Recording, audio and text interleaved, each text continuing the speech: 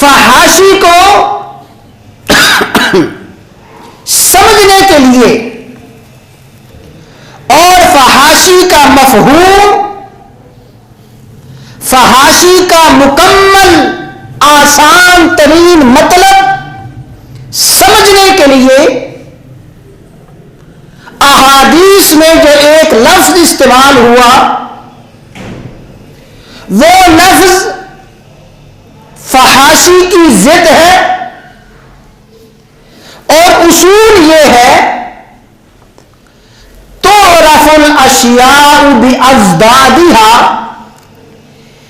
کسی بھی چیز کی حقیقت کو سمجھنے کے لیے اس کی ضد کو دیکھیں۔ گرمی کی حقیقت اسی وقت سمجھ آئے گی جب آدمی سردی کی حقیقت کو سمجھے گا۔ بھوک اور پیاس کی حقیقت اسی وقت سمجھ آئے گی جب آدمی شکم ساری کو سمجھے گا۔ روشنی اسی وقت سمجھ آئے گی جب اندھیرے کو سمجھے گا۔ تو اللہ تبارک و تعالی نے قرآن کریم میں جو فحاشی کو بیان فرمایا، فحاشی کو سمجھنے کے لیے فحاشی کی ضد سمجھنا ضروری ہے۔ گویا فحاشی کی ضد، فحاشی کا عکس حیا ہے، فحاشی کی ضد شرم ہے۔ شرم و حیا اور فحاشی یہ دو متضاد چیزیں ہیں، اور متضاد چیزوں کا سمجھنا، ایک چیز کا سمجھنا دوسری چیز کے سمجھنے پر موقوف ہوتا ہے۔ فحاشی کو سمجھنے کے لیے اور فحاشی کی مذمت کے لیے، فحاشی کی قباحت کے لیے حیا کی اہمیت سمجھیں۔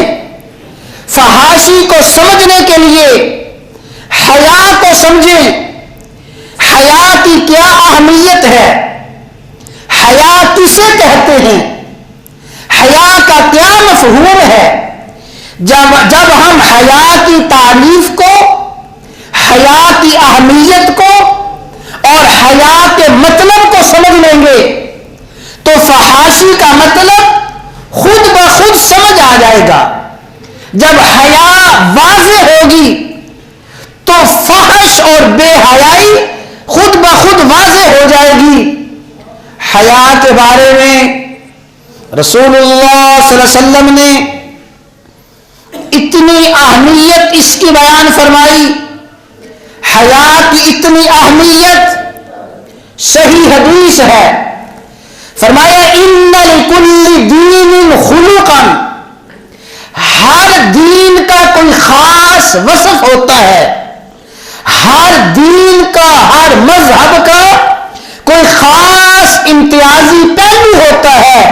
فرمایا وخلق الاسلام، اسلام کا امتیازی پہلو، اسلام کا وسیع پہلو اور اسلام کا نمایاں پہلو الحیا، وہ حیا ہے۔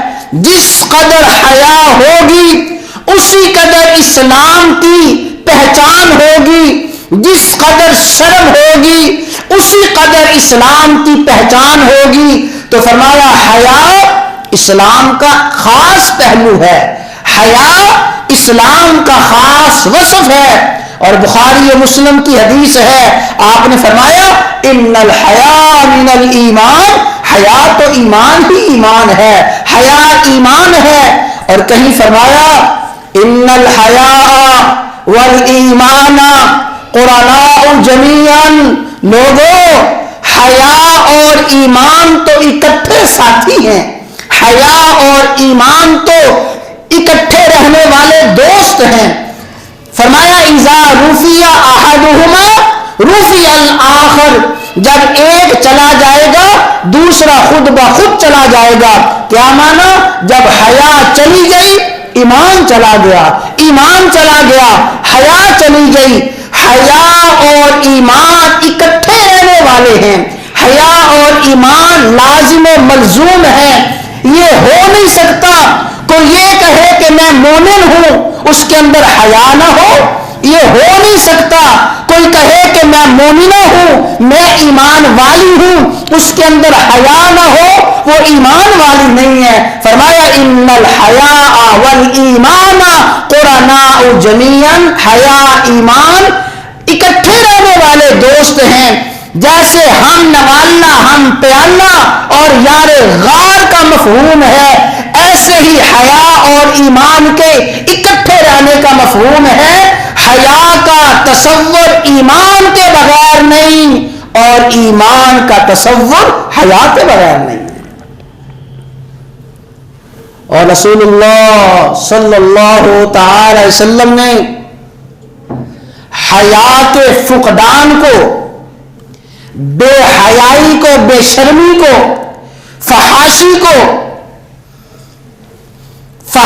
کو اس حد تک بیان فرمایا یہ شرم و حیا ہے جو تمام اخلاق حنا کی بنیاد ہے، تمام اطاعت فرما برداری کی بنیاد ہے، اور بے شرمی، بے حیائی، فحاشی یہ تمام گناہوں کی، نافرمانیوں کی، اخلاق سیئہ کی بنیاد ہے۔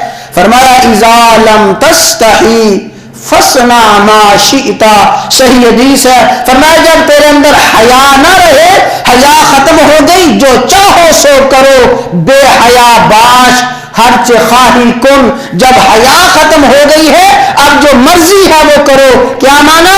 جب تک حیا ہے ہر قسم کے گناہ سے، نافرمانی سے، اخلاق سیئہ سے بچا رہے گا، اور جب حیا ختم ہو جائے گی تمام کی تمام برائیاں، بدیاں، شرور و آفات کرنا آسان ہو جائیں گی۔ تو حیا کو سمجھیں، حیا کی اہمیت سمجھیں، فحاشی اور بے شرمی اور بے حیائی خود بخود سمجھ آ جائے۔